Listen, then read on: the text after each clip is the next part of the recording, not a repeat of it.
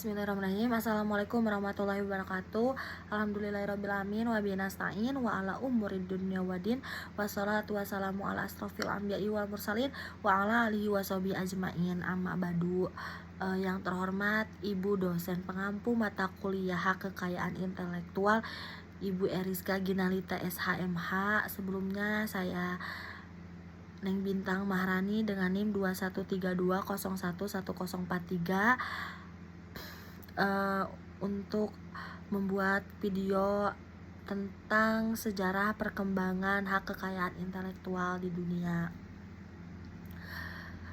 Baik, langsung saja ke paparan materi yang akan dijelaskan di dalam video ini. Hak kekayaan intelektual atau juga disebut HKI adalah salah satu pilar penting dalam dunia modern, melindungi hasil karya, inovasi, dan gagasan manusia.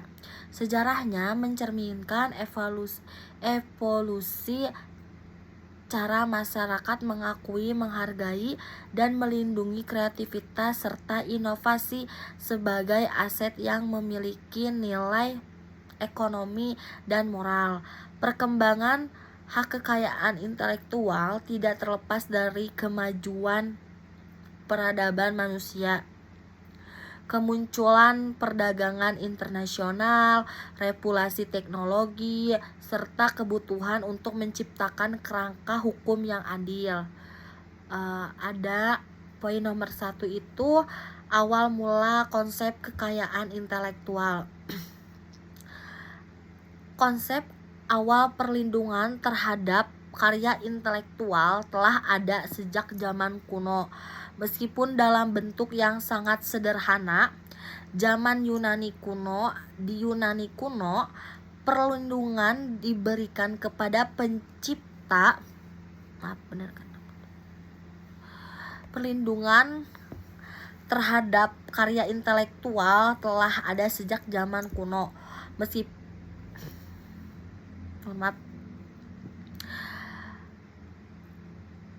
Kepada pencipta puisi atau drama yang dipantaskan, para pencipta diberi pengakuan sosial sebagai penghargaan atas kontribusi mereka.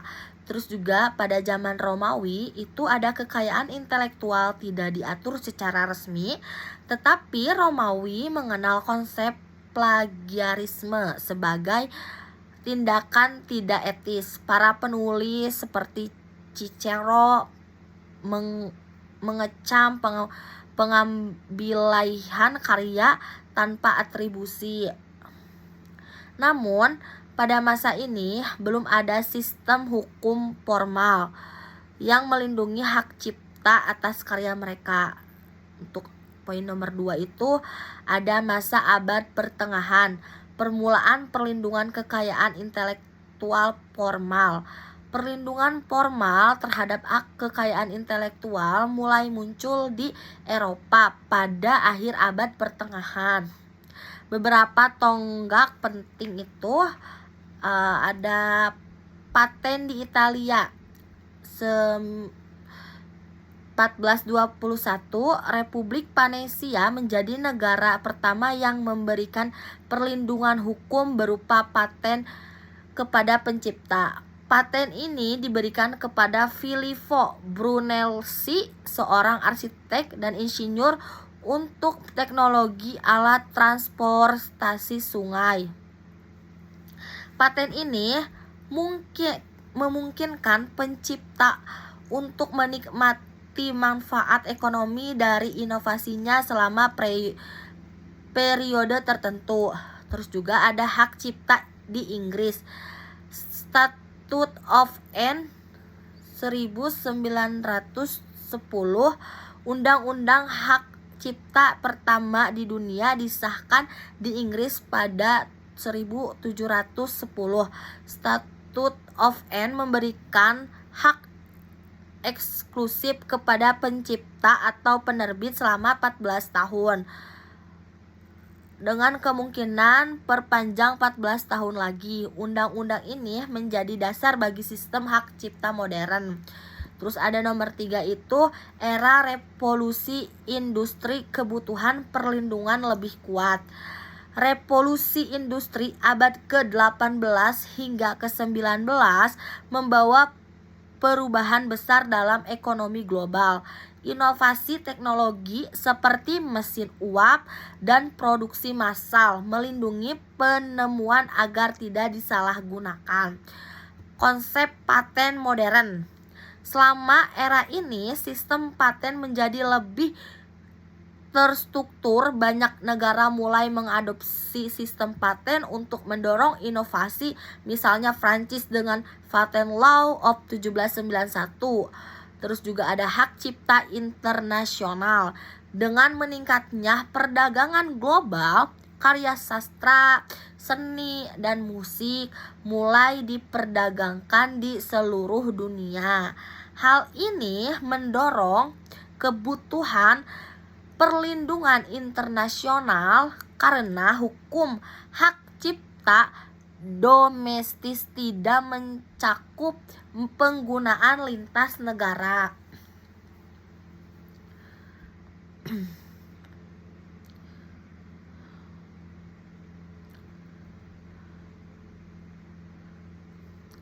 Terus ada nomor 4 itu era globalisasi hak kekayaan intelektual, lahirnya konvensi internasional.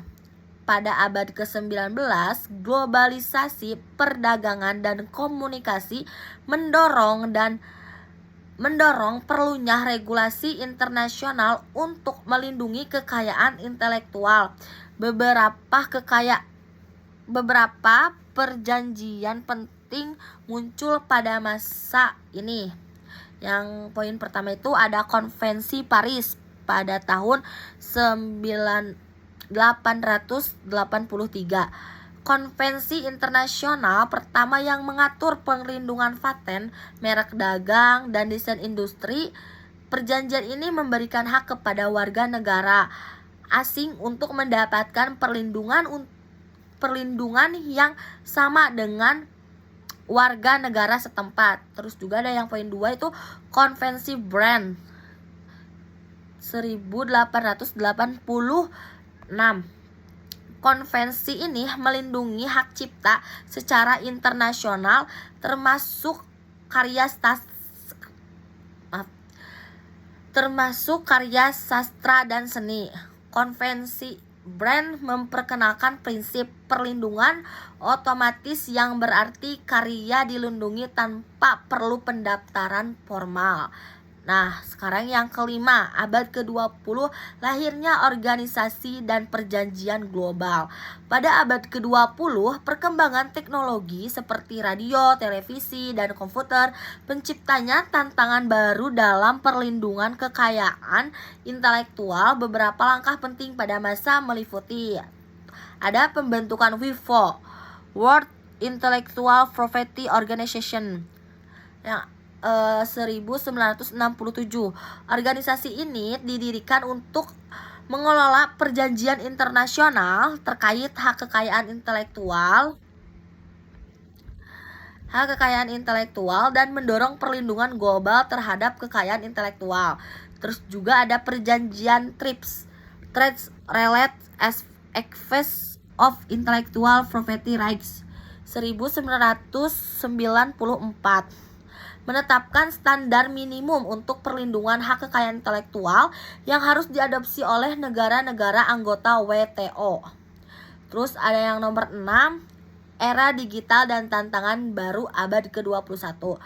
Perkembangan teknologi informasi dan komunikasi menciptakan tantangan baru dalam perlindungan hak kekayaan intelektual. Beberapa isu pertama meliputi pembajakan digital, musik, film, dan perangkat lunak dapat dengan mudah didistribusikan secara ilegal melalui internet. Terus juga ada karya AI.